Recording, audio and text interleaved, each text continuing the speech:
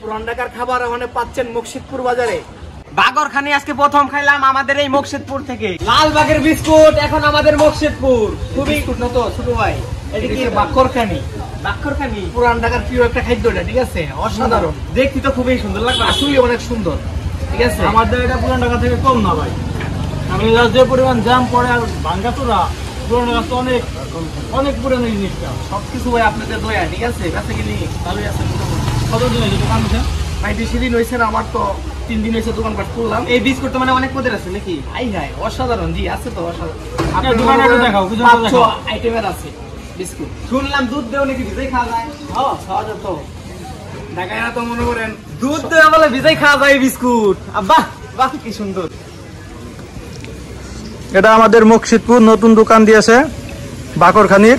এটা আমরা মূলত ঢাকায় খাই, অর্থাৎ পুরান ঢাকায় বেশি পাওয়া যায় সকালের নাস্তা হিসাবে।